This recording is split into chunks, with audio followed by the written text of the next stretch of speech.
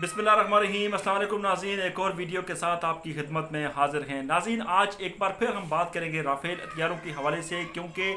इन Rafael हथियारों को लेकर जिस तरह से नरेंद्र मोदी और उसकी जो काबीना के लोग हैं और उनकी जमात के जो लोग हैं जिस तरह से मनफी किस्म का प्रोपेगेंडा कर रहे हैं, उसके साथ साथ इंडियन मीडिया जो है वो तरह तरह के झूठ बोल रहा है, पाकिस्तान और दीगर ममालिक को राफ़ेल हथियारों का हवाला देकर धमकियाँ लगा रहा है। लेकिन आज की वीडियो में आपको बताएंगे कि किस तरह राफ़ेल हथियारों के मामले पर इंडियंस के साथ हाथ हो गया है और नरेंद्र मोदी जो है अब वो पूरी इंडिया में मुंह छिपाते फिर रहे हैं, लेकिन उनको जगह नहीं मिल रही। वो क्या स्टोरी है वो भी आपको शेयर करेंगे। उसके साथ साथ आपको बताएंगे कि अब तो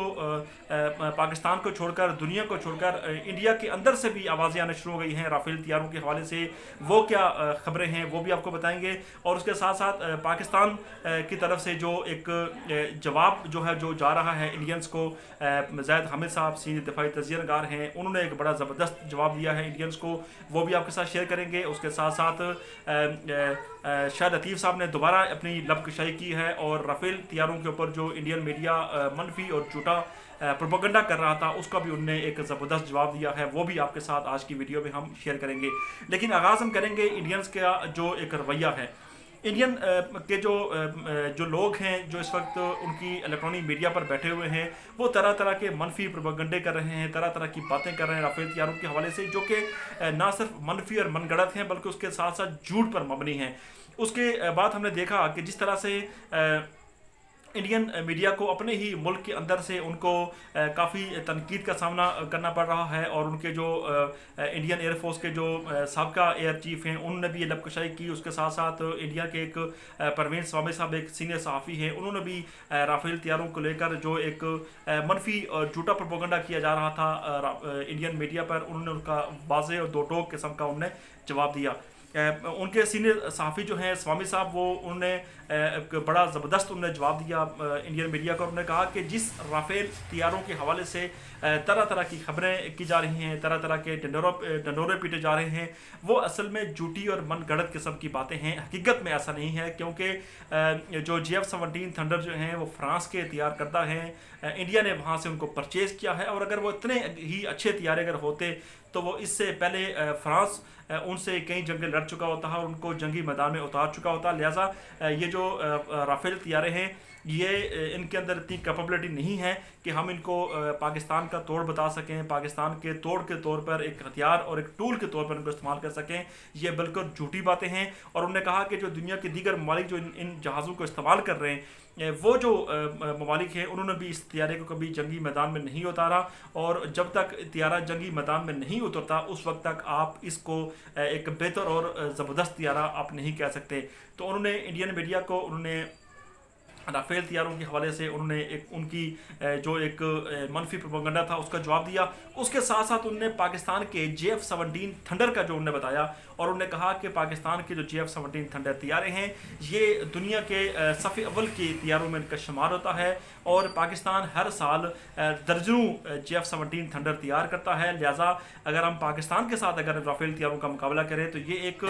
छोटी सोच और एक झूठी और मनगढ़ंत किस्म की आवाम के साथ खबर होगी, आवाम के साथ वादा होगा। तो लिहाजा ये जो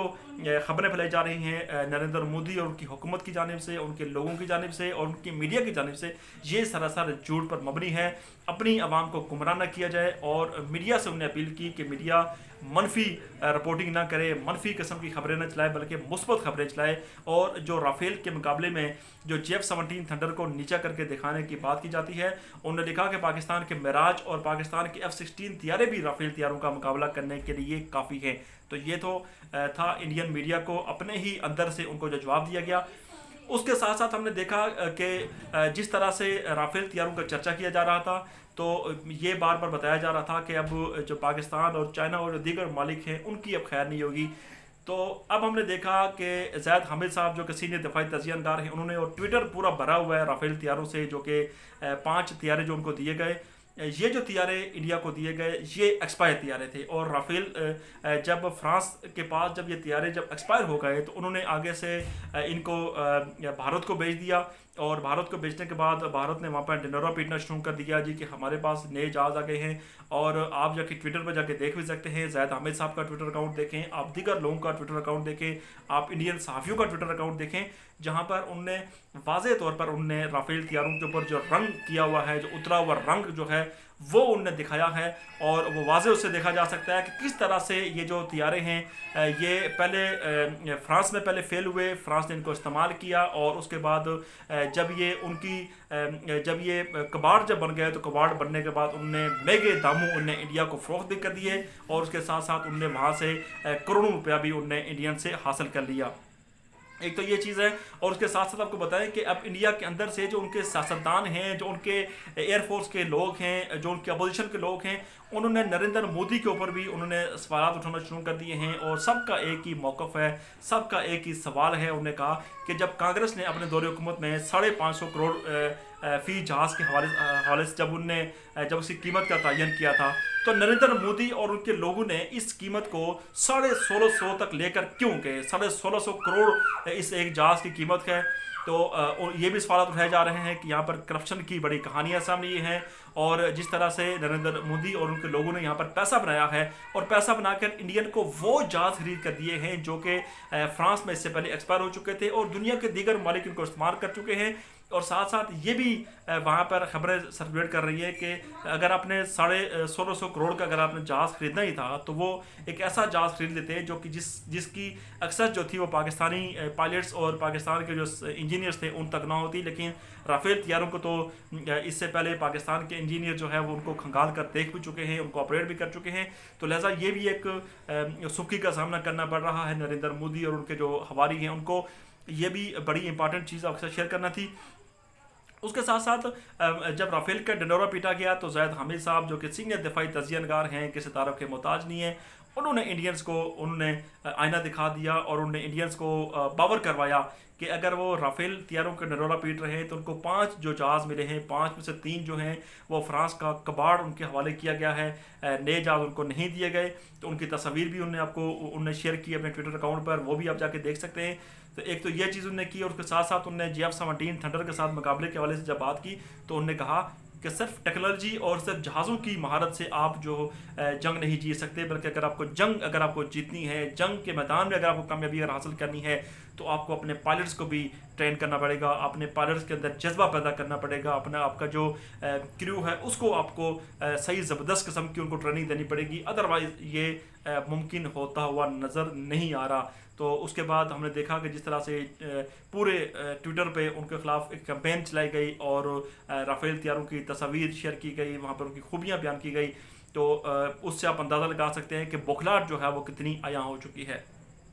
उसके बाद शाह लतीफ़ साहब जो कि GF-17 थंडर के बानी हैं, जब वो किसी को जवाब देते हैं तो बड़ी तकलीफ़ का सामना करना पड़ता है, बड़ी परेशानी का सामना करना पड़ता है। उनने 2 दिन कबल जब उनने एक बयान दिया था तो उसके बाद लोगों ने बड़ी तनकीद की इंडियन ने उनके ऊपर, लेकिन शाह लतीफ़ साहब का जो ताज़ा तरीन बयान जो है वो जो GF-17 थंडर राफेल के हवाले से जो सामने आया है, इस पर शाह लतीफ़ साहब ने वाज़े और दो टोक अंदाज में एक बार फिर ये बता दिया है कि ये जो राफेल तियारे हैं ये 4th जनरेशन भी मुकम्मल जहाज़ नहीं है, ये 4th जनरेशन तक बड़ी मुश्किल से ये पहुँचते हैं। तो लिहाजा इनके ऊपर इतना जो है रिलाई ना किया जाए। और उसके साथ साथ उन्होंने दोबारा वाज़े किया उन्हें कि GF-17 थंडर के साथ जो मुकाबला करने की बातें की जा रही हैं और चीन को जो धमकियां दी जा रही हैं राफेल तियारों के एवज़, उन्होंने कहा कि चीन के पास J-10, J-20 और उसके बाद जो दीगर जो उनके पास जो तियारे उनके पास मौजूद हैं, उनके होते हुए आप उनके ऊपर कोई इल्ज़ाम तराशी नहीं कर सकते, आप उनके ऊपर कोई तनकीद नहीं कर सकते, क्योंकि उनके पास टेक्नोलॉजी है, उनके पास ट्रेंड लोग मौजूद हैं। तो लिहाजा ये ढिंढोरा जो पीटा जा रहा है इसका पीटने का सिर्फ एक ही मकसद है। और शाह साहब ने बड़े वाज़ेह अंदाज में बताया और उन्होंने कहा कि ये जो ढिंढोरा पीटा जा रहा है, ये तरह तरह की जो बातें की जा रही हैं, ये बातें करने का सिर्फ एक ही मकसद है कि इंडियन मीडिया